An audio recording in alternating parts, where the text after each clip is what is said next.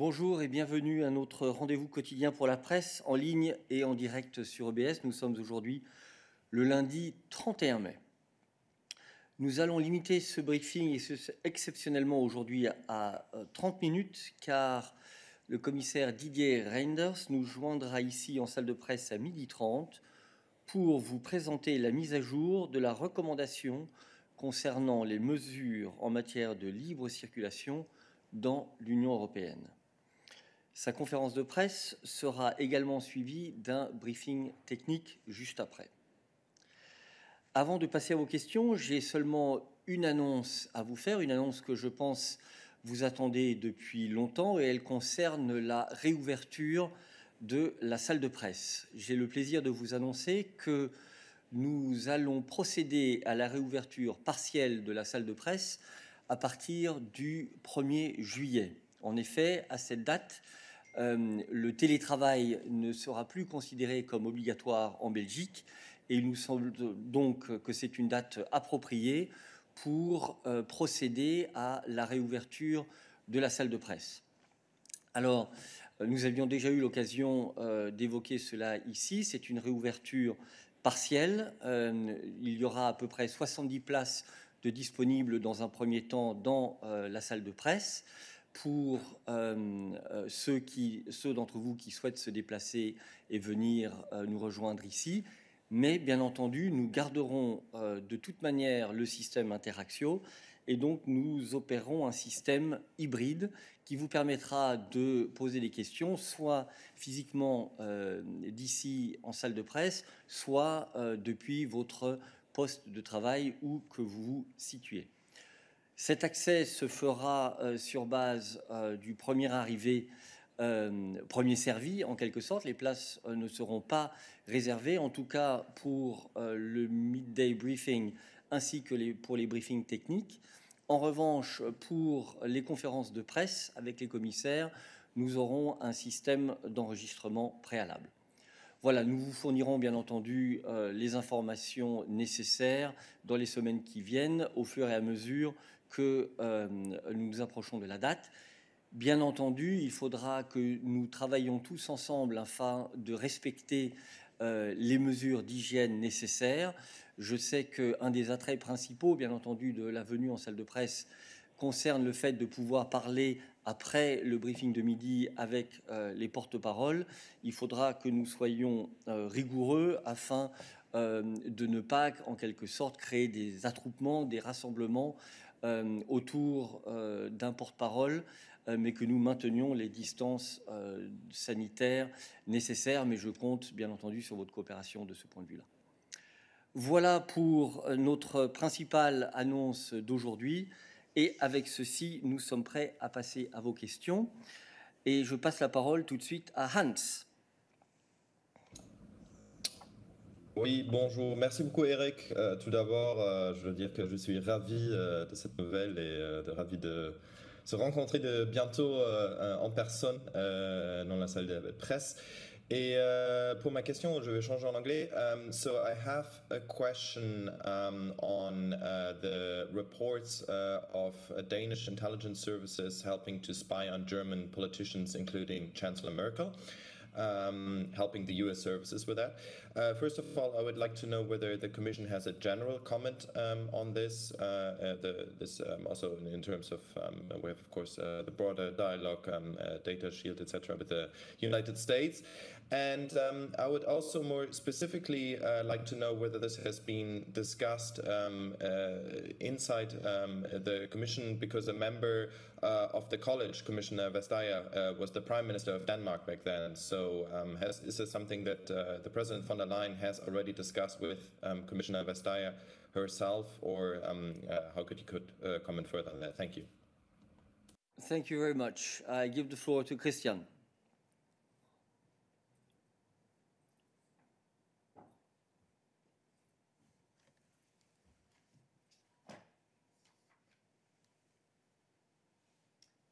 Yes, hello Hans, and thanks for the question. Look, in general terms, there's not much for the Commission to comment. National Intelligence Service matters are, as you know, a national competence, and it is for national authorities to oversee their own services. So this is what I can say in general terms on this issue. You were also raising the question of where we stand on the Privacy Shield or post-Privacy Shield framework and personal data flows to the US more specifically. So what I can say here, of course, let me repeat our well-known position that protection of personal data is a fundamental right in Europe. With the court ruling of the Schrems II case, July last year, the European Court of Justice also confirmed this once more, that when personal data travel abroad from Europe, they must remain safe. Securing a new agreement for transatlantic safe data flows in full compliance with this ruling is a very important issue for us. We have intensified negotiations with our US partners to explore ways in which we can do this. There have been also talks, as you know, between Commissioner Reynders and his counterpart, the US Commerce Secretary, on this issue. If you want to develop a sustainable arrangement that delivers the legal certainty stakeholders expect on both sides of the Atlantic, we need to find solutions that are fully compliant with all elements of the court ruling. So on this we are working. At the same time, we work closely with data protection authorities. As you know, we have made clear that in the meantime, there are other tools under the GDPR that can be used for such safe data transfers. Thank you very much, Christian. As to your second question concerning contacts between the President of the Commission and Executive Vice President Margrethe Vestager, as you know, we never make comments here on individual contacts between the President and members of her college, so I have nothing to add on the issue. Hans, you have a follow-up.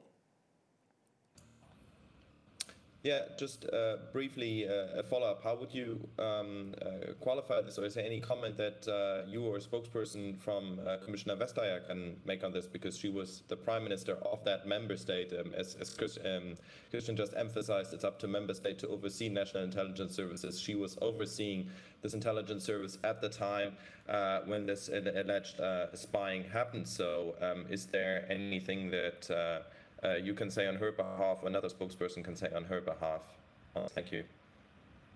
Sorry, Hans, did you say she was Prime Minister of Denmark? That would be news to me, I must confess. I don't think that the premise of the question is correct. And no, we have no other comment to make on this issue. I think that Christian has given you the line.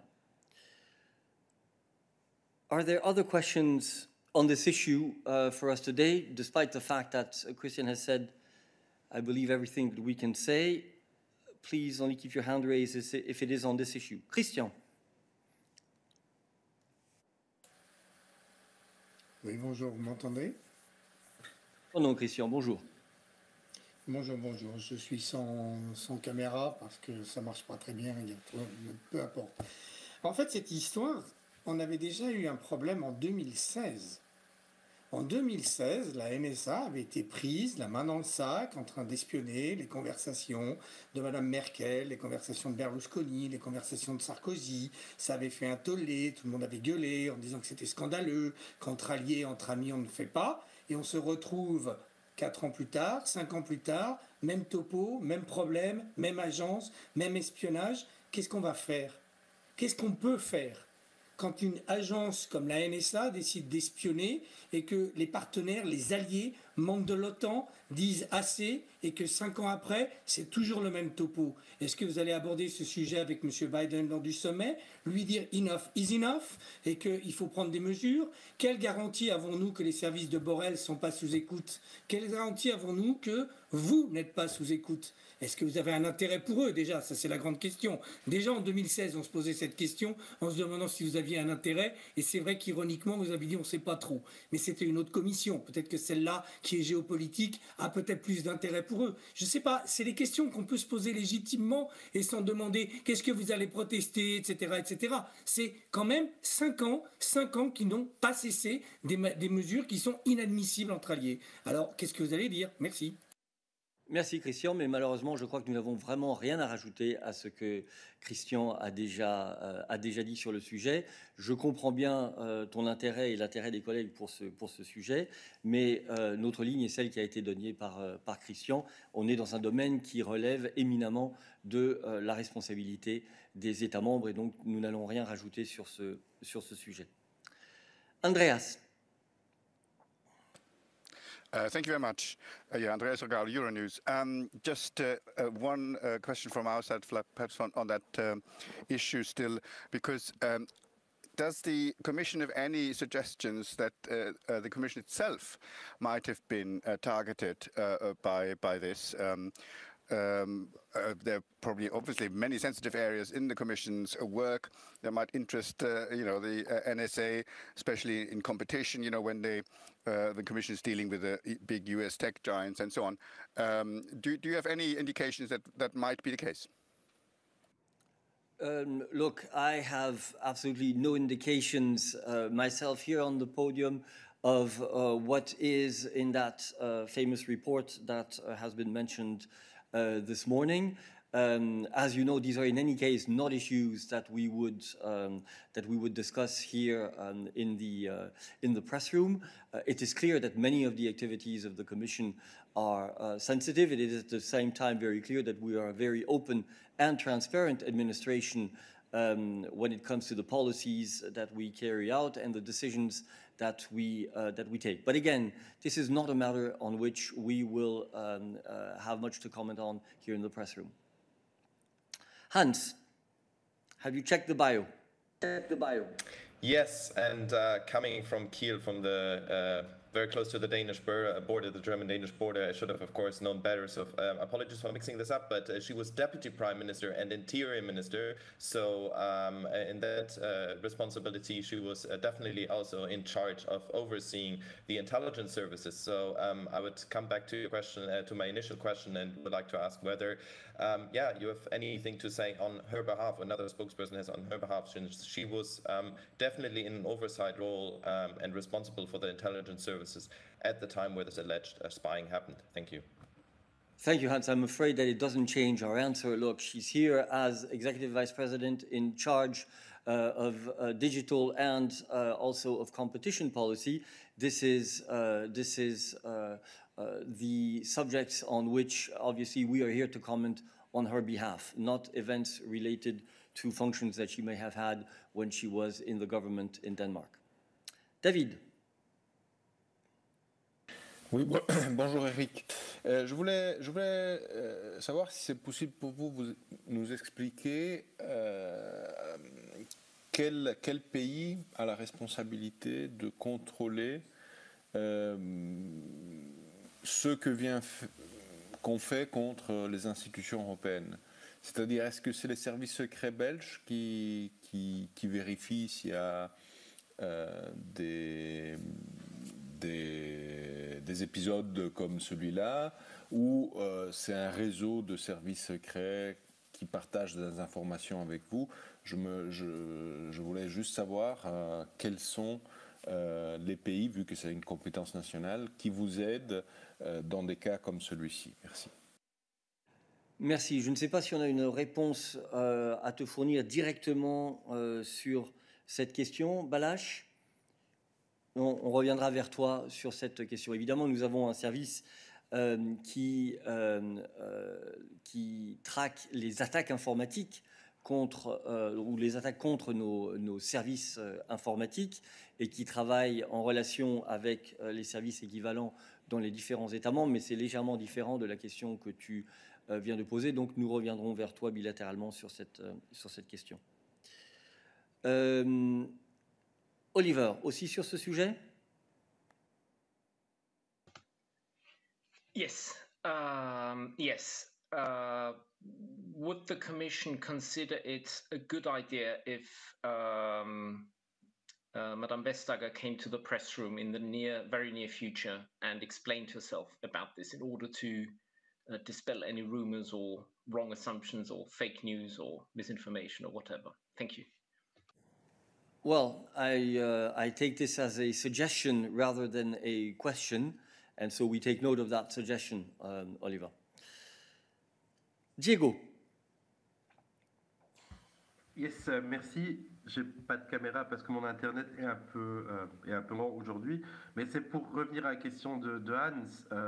Je comprends votre argument, mais à qui on s'adresse si on a une question sur le passé de Madame Vestager? C'est un peu facile de votre part de dire ouais, c'est notre fonction, donc tant pis. Moi, je suis le porte-parole de la Commission européenne, et donc ici, je traite des questions qui relèvent de la politique de la Commission européenne et des fonctions des commissaires dans ce domaine-ci. Donc voilà, c'est comme ça que je peux répondre ici sur le podium. Merci. Y a-t-il des questions sur d'autres sujets pour nous aujourd'hui? Momchil. Hello. So today a group of Bulgarian members of European Parliament announced that they have sent a letter to the European Parliament, but also to some of the members of the European Commission.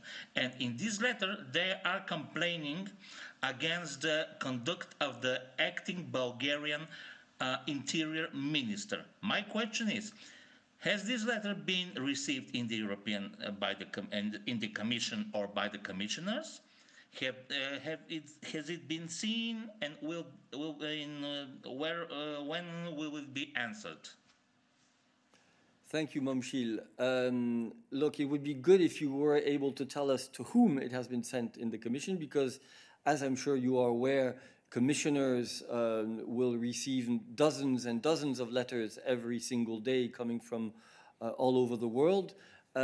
So I have no specific information on such a letter.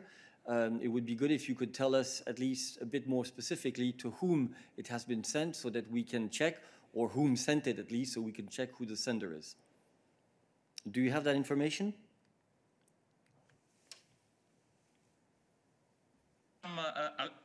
Okay, according to some sources, it has been sent to all the members of European Commission. If it's not true, at least I'm sure that it must have been sent to Mr. Reinders, for example, or Mrs. Johansson. Okay, well, we will check and we will come back to you on this, Momchil, because obviously this is not information that we have at our fingertips. Tommaso.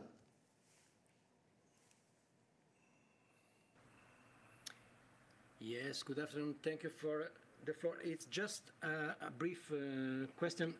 Maybe I missed it, but since when is the press room of the Parlement closed? When was the last physical press briefing? Thank you.